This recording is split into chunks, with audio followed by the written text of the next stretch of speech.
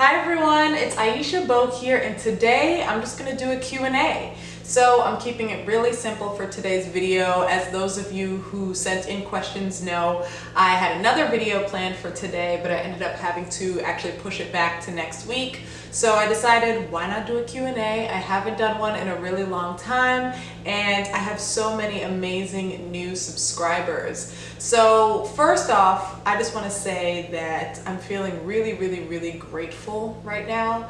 And I'm feeling really blessed because a lot of different opportunities have come into my life. And if you have been following me, subscribed to my channel for a while, you know that I have been hoping for the day that brands would start to notice me and I would start having more partnership opportunities. And y'all, the day has come. Things have been moving in an upward direction for the past few months now, even before the whole Black Lives Finally Mattering, which is ridiculous. White people now know that we exist. But anyways, even before that, I think things were moving in a really great direction for me. And honestly, I couldn't be here and these things wouldn't come into my life without you and your support. So first and foremost, I'm just feeling really grateful and thankful for all of your support. So thank you. The next thing I want to address is my hair today. I had to do these skinny twists for a video that I'm shooting for the brand Pros. That video will probably come out like next week, I think, so be on the lookout for that. I really like this style. It's very easy and simple, and it's something that I can just wear out and wear for an entire week. And it's, you know, it's a protective style, but it's all my own hair, which is really nice. So I think this might be a vacay look for me in the future if we ever get to go on vacation again. I'm definitely going to do a tutorial for YouTube though, specifically on this style. It's really simple, straightforward, but you know, I'm sure there are going to be some questions about it. So I'll definitely be doing one for y'all in the very near future. Do not worry. All right, so let's get into this Q&A. I got some really good questions. I kind of split the questions up I'm looking down at my phone because I have them on my phone, and I split the questions up based on topic, just so we're not really like going back and forth with various topics. Yeah, so I'm just gonna dive right in.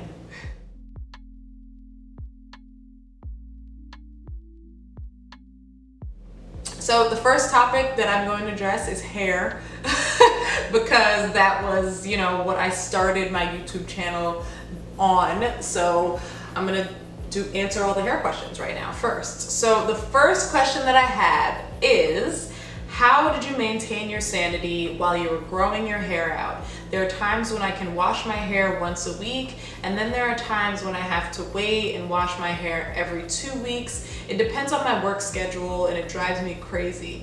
Thank you for all of your help and advice. Hope you have a fabulous day. And that was from Desiree. Thank you so much for that question, Desiree.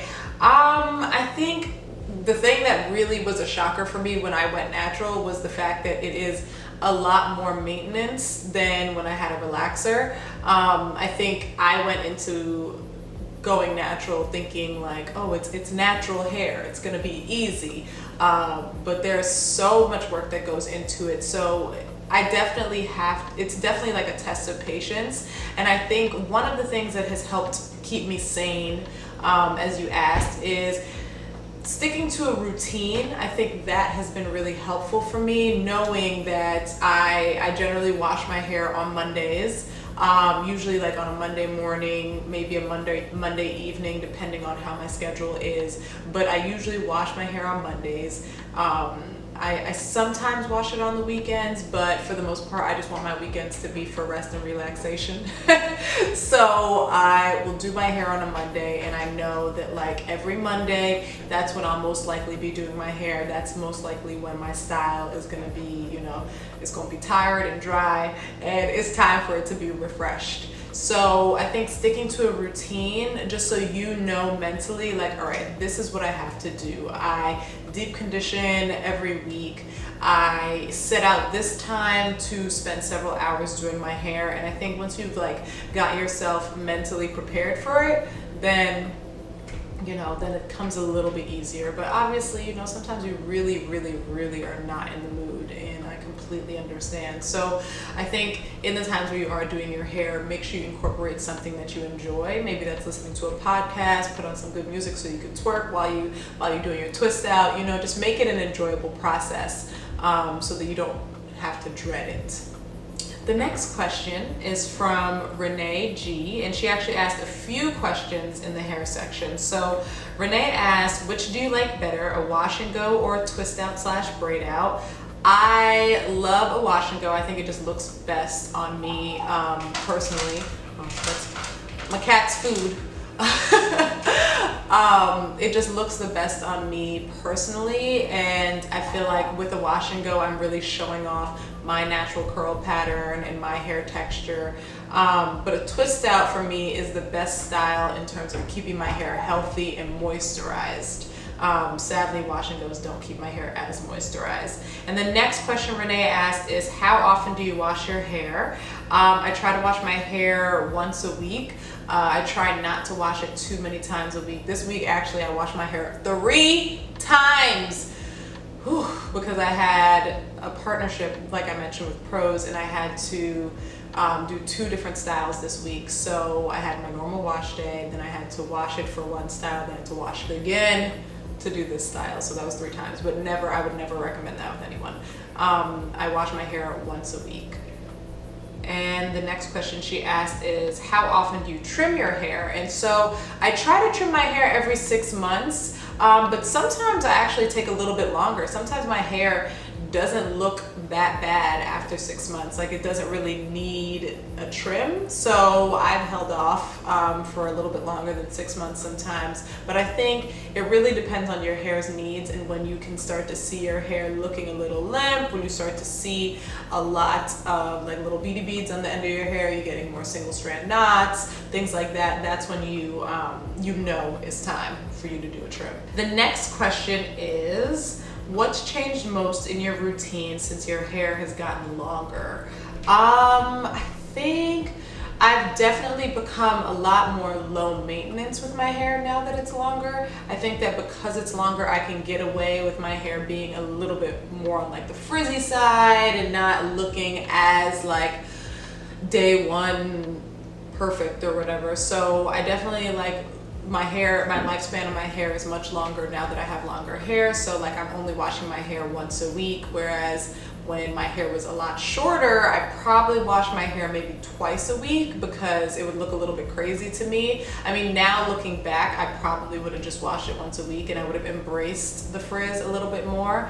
I think also when it comes to washing my hair, when I had shorter hair, I used to section my hair off while I was shampooing. Now I don't section it off when I shampoo. I only section it off when I'm conditioning. And then the last thing that's different now that my hair is longer is I only sleep on my silk pillowcase. Y'all know that. I don't sleep with a bonnet. I don't have, like, I tried like every single thing to protect my hair at night when my hair was shorter. But the best thing for me that has worked is simply just sleeping on a silk pillowcase. It maintains my style the best, and I feel like with natural hair, your hair, it's not going to look the exact same the second day in a row unless you're wearing a weave or extensions or something. So I just have learned to embrace a little bit of frizz, a little bit of messiness the next day. All right, so the next question is, what is or are some things you would do differently knowing what you know now, being back natural? Well, I haven't been natural. Since I've been natural now for almost 3 years, and prior to that, I hadn't been natural since I was like 7 years old. So there really wasn't much that I knew prior to going back natural. I think, so what she asked, what would I do differently? I think what I would do differently is like at the beginning process, like I wouldn't be so like heavy-handed with gel. I wouldn't be so obsessed with like the wet look and like trying to whip my hair into submission and putting like tons and tons of product on it to make it look a certain way. I think I would have embraced my frizz, I would have embraced my curls a little bit more early on. I think that is something that I definitely would do differently, because now I'm feeling more comfortable. Now I'm like, I can let my hair last for 7 days and it's looking a hot mess. It has not a curl in sight. It's just a frizzy mess and I'm good to go. Like, I'm fine with it. But I think before I was just so like, I gotta make sure it's defined. I gotta make sure it looks this way. And I think now, knowing that natural hair, you know, it doesn't need to be perfect all the time. It doesn't need to be super neat all the time. And really just embracing my hair is something that I would do a little bit differently earlier on. I know I was like really insecure about it. Even though I was making YouTube videos and stuff, I was like still very insecure about my hair when I first transitioned to natural, because it was difficult for me learning to do different styles. So would definitely embrace it a lot more. The next question is, oh, this is a funny one. When are you starting your own hair care line? So it's really funny because I never actually wanted to do a hairline. I actually really still do want to do a gel nail polish collection. So I really want to do a gel nail polish brand. I love nail polish. I'm not going to do a close-up of my nails right now because they look crazy, because I'm not wearing gel, since we should not be going to the nail salon. But there aren't that many like Black woman owned gel polish brands, and I would love to start my own.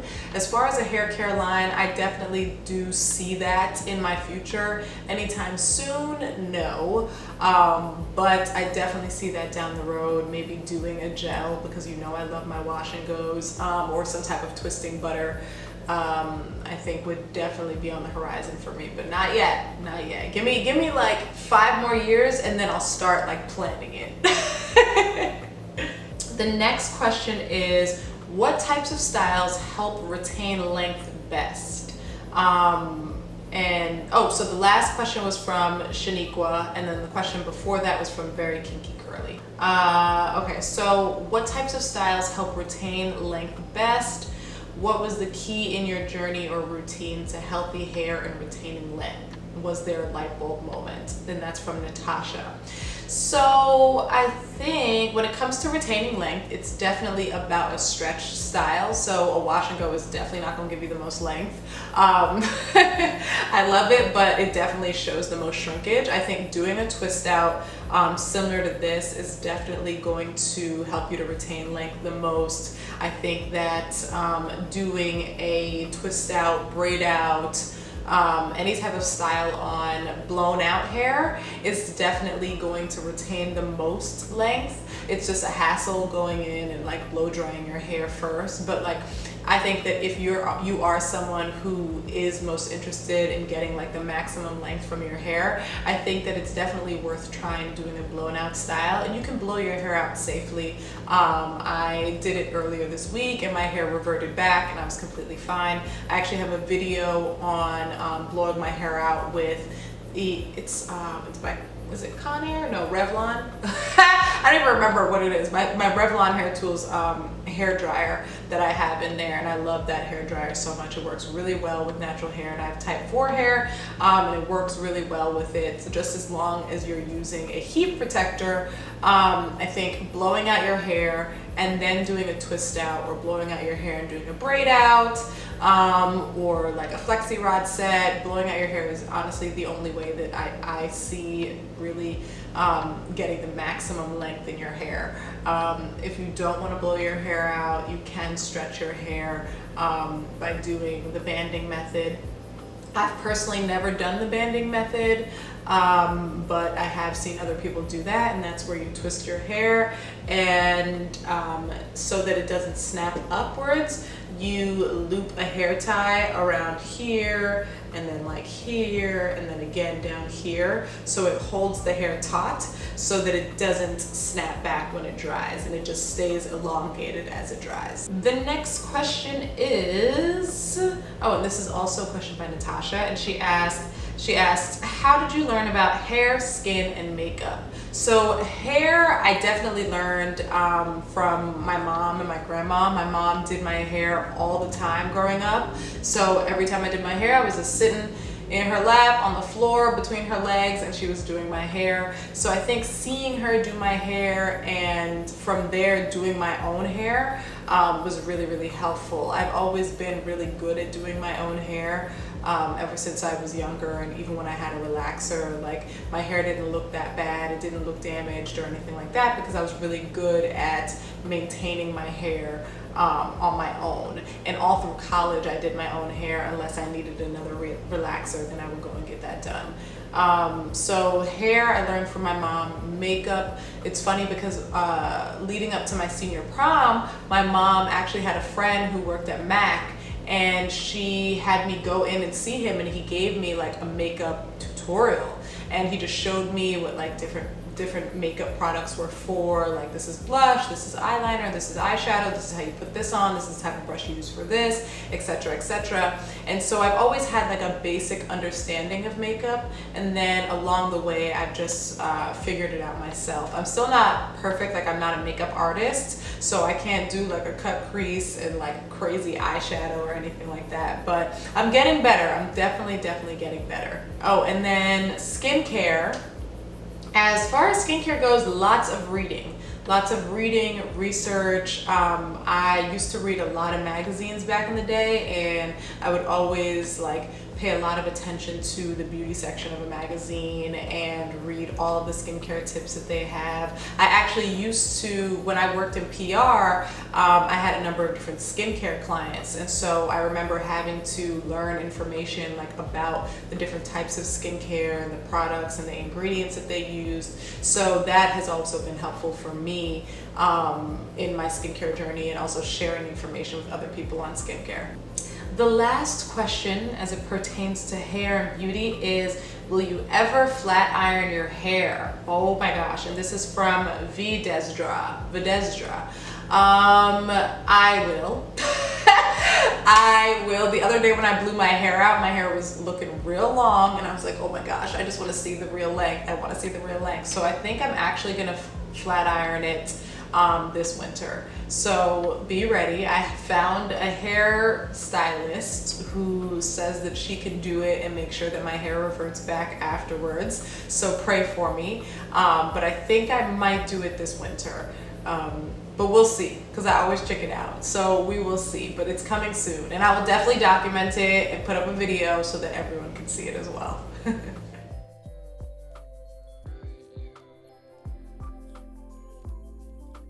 All right, so the next set of questions are about blogging and my career. Okay, so let's get into it. I'm an open book when it comes to my career and blogging and whatnot. I feel like as a up-and-coming influencer or someone who's getting paid deals now, I think it's really important that I share that information for other people. So I'm ready for these ones. So the first question is, can you do income reports from running your own blog if you're comfortable? Also, how did you start your own blog and increase traffic to your blog? How do you get sponsorships in the blogging world? Basically the ins and outs of creating a presence in the blogging community and being able to use that as a source of income. And that's from Olivia. So this question actually makes me want to do a full video on it. So I think I'm going to do a full video.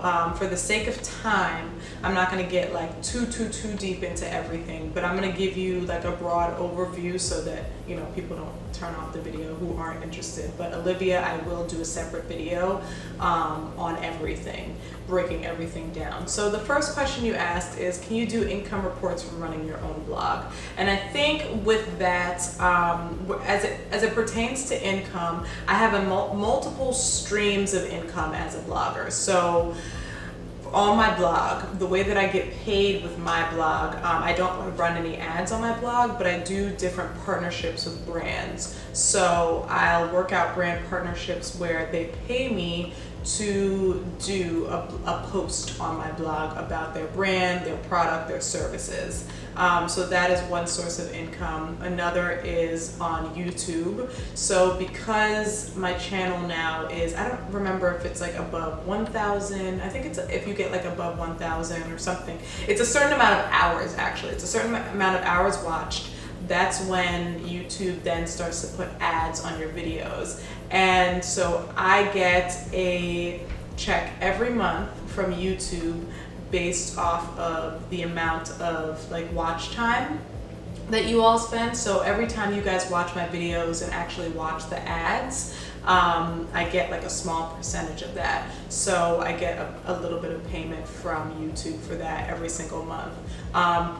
This last month I just started getting like over like $450 from YouTube, and I think I got that same amount the most recently, like $400 and something. Before that I was getting like 200 and something, 300 and something, and recently it's gone up to about 400 and something every month now from YouTube. I also can do partnerships with brands for YouTube. Because of the fact that my subscriber amount is bigger on YouTube, I generally charge more for any sponsored videos than I do for a sponsored Instagram post, because my Instagram page has slightly less followers. And I think that really varies depending on the brand and like what they want me to do and like how intricate it is. But I think for me, I won't do a full sponsored video anymore for less than like $600. And that's like on the lower end, given the fact that I have like, I think like 16,000 followers here now, 17,000 subscribers now. And then I also get paid from Instagram and brands reaching out for me to do like a sponsored Instagram post, or my cat is running around. You know Pepper, she always running around. What? Come here. Come up. Come up.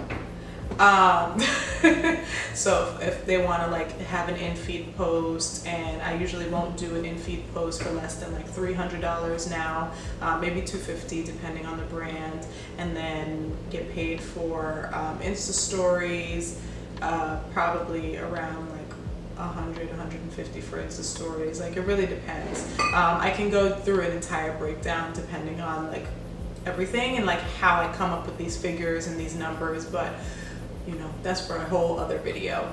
And how do I get sponsorships, or how do you start your own blog and how do you increase traffic to my blog? I increase traffic to my blog by advertising on my social media channels. So that's posting on Instagram and telling people to click the link in my bio, posting on Twitter, Facebook, telling people here on YouTube to go to my blog. That's been helpful for me in terms of increasing traffic to my blog.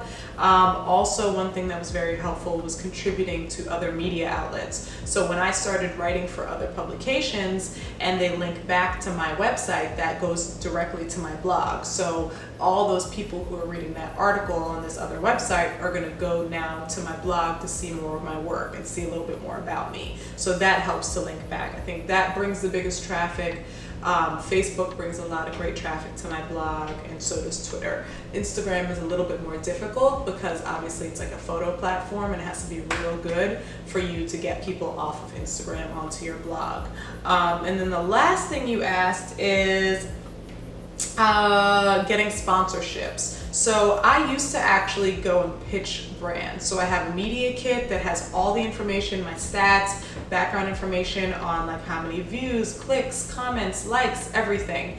I had all of that packaged into a media kit, and I would reach out to brands that I was interested in working with and send them that media kit, and also tell them like, this is the idea that I have for what we can do together, and I think it would be great if we did a YouTube video, or if we my cat is acting because she's not getting attention.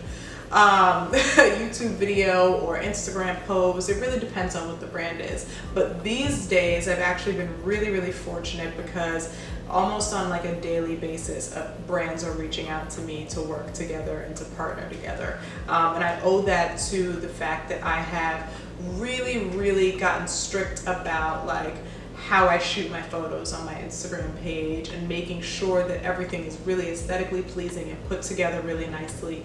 Y'all see my videos, I'm making sure that they are like edited really well and that they look really clear, because brands essentially want to partner with people who have an elevated and professional appearance. So you have to make sure that your page and everything that you're presenting, that you do, looks the part.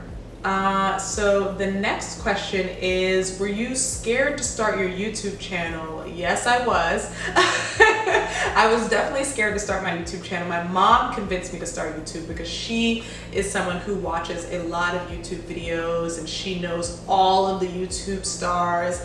She knows who they are, everything. And she's like an OG YouTube watcher and fan. So she told me to start one when I decided to go natural. And I was a little nervous because obviously I didn't know how to style my natural hair or transition, you know. So I was a little nervous about that. And then also I've heard horror stories about people who leave mean comments, etc., etc. But oddly enough, I've always really enjoyed filming videos. Even when I was younger, I had like a little camcorder and I would film videos of my friends and like edit them and stuff. So I've always really, really enjoyed video. So it ended up I just fell into it and became a natural after a while. But I was nervous. Thank God everyone has been pretty nice so far. Yeah. And that was very kinky curly. The next question is, what is your career? Is it what you've always wanted to do? Would you change it? Was there any career path you wanted at first but changed? So right now I am blogging full-time. I am a full-time influencer, digital content creator. I'm a speaker for hire, if anyone wants to hire me to speak at your event. I also freelance write for other media outlets as it pertains to personal development, mental health, wellness, etc. Prior to that, I was in the fashion industry for 10 years. I was a fashion publicist and I worked my way up from being an assistant to becoming the director of communications for a global luxury brand. And I really enjoyed my time in the fashion industry, but after a while it really started to wear on me and I started to realize that I was no longer feeling fulfilled. So a little over 2 years ago, I decided to pivot and do this full time. I was really nervous to do that because I had no idea like where it would lead me. All I knew was I had a blog and I had like 3,000 followers. So I had like 3,000 followers and like not even 1,000 people following me on YouTube. And I was just like, I'm just gonna do this. And I just put my all into it, and now it has really opened so many doors for me. So I'm really happy and really grateful. And I foresee myself moving in a direction of being a public speaker, inspirational speaker, someone who hosts women's empowerment events, having my own product line, creative studio, and turning my blog into something similar to like an essence.com or ebony.com, just like a digital destination where women of color go to get everything self-care related. Trying to get out of the sun right now, so hopefully the video looks clear. So the next question is, when did you get your first payment for a review and what would you have done differently? How to know what to charge? How do you know what to charge? You could also talk about your YouTube journey and where the shift was for your growth. All right, so there's a few questions in here that I'm gonna answer, and this is from Curls of CPA. Hey girl. So, oh my gosh, my first paid, so the first brand to pay me, I can't remember exactly what brand it was to pay me because I feel like it was probably something really small. Like I think Rooted Treasure paid me like $50 to make some videos for them and for their website. I think that was probably like the first time I got paid by a brand. But the first like actual brand partnership that I had with like a hair brand, that was Prose. Ironically, Prose was like the first one to pay me, and I think they paid me like $300. And that was to do a dedicated video and like an Instagram post I think that was it, but I can't exactly remember. And I know that there was like another skincare brand that had paid me as well. And I think they paid me like $100 or like $150 to do like a blog post and like an Instagram post.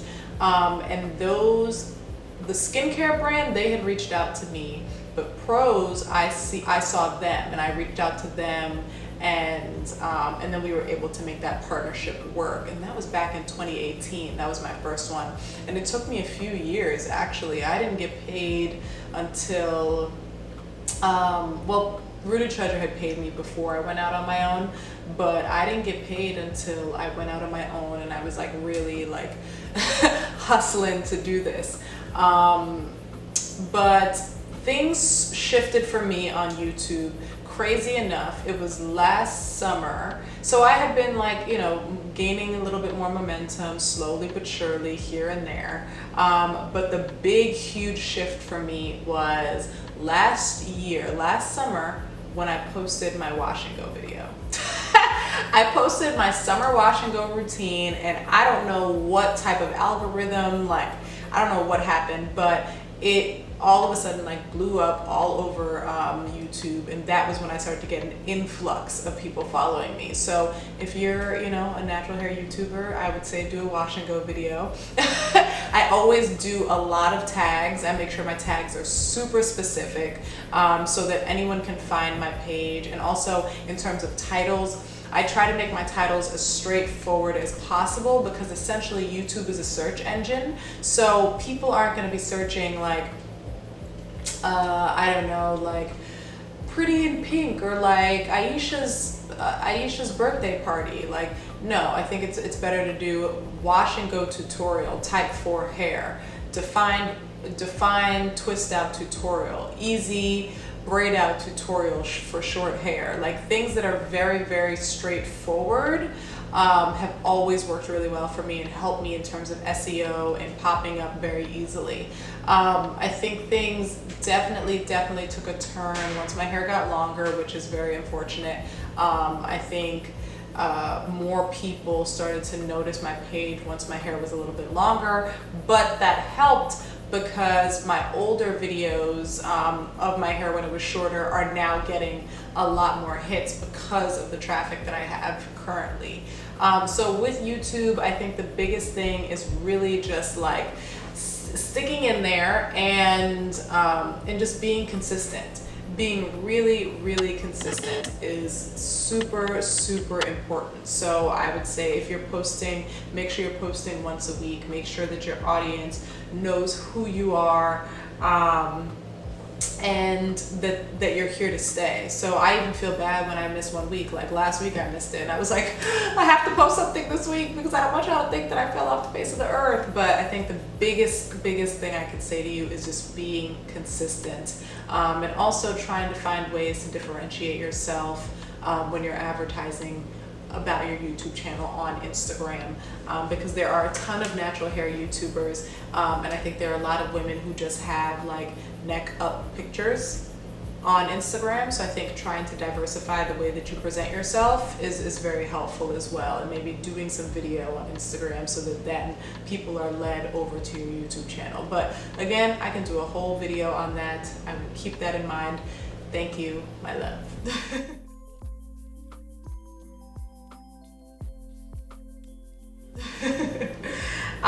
Okay, and we just have a few more questions. Hang in there with me. The next question is, are you guys planning on staying in the New York area, or do you plan on moving to another state eventually? Oh, and all these questions are from Renee G. Thank you, Renee, for all of your lovely questions.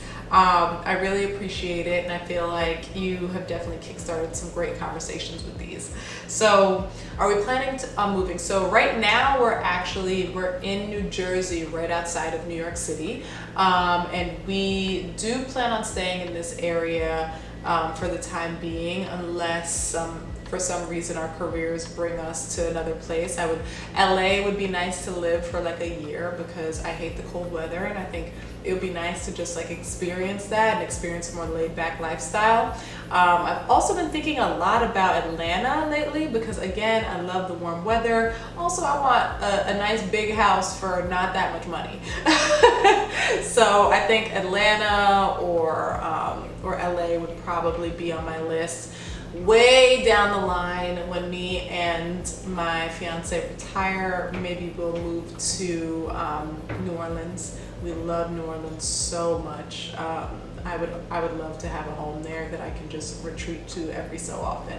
So yeah, I think those are the places that we would probably go. But for now, we're gonna stay in the New Jersey area. We've been looking at some houses, you know, not to buy anytime soon, but probably after, like a few years after the wedding, we'll definitely be moving somewhere into an actual home. The next question is, do you have any siblings, and how many children do you guys want, if any? So I do have siblings. I have 2 brothers and 2 sisters. They're all my half siblings, but I don't really call them half. My younger brother, who I grew up with, his name is Chris, and he and I have the same mom but different dads. And then I have 2 sisters and a brother in Jamaica, Danielle, Jaden, and Jabulani, and we all have the same dad but different moms. So yeah, it's quite a few of us, and I'm excited for everyone to be at my wedding and for us to have like a little family reunion. And the last question is, where were you born? I was born in Jamaica. I was born in St. Andrew, Jamaica. I moved to the States when I was like 2 or 3 years old. Yeah, and I've been here ever since. I went back when I was 5, and then I went back again when I was, I think, like 26.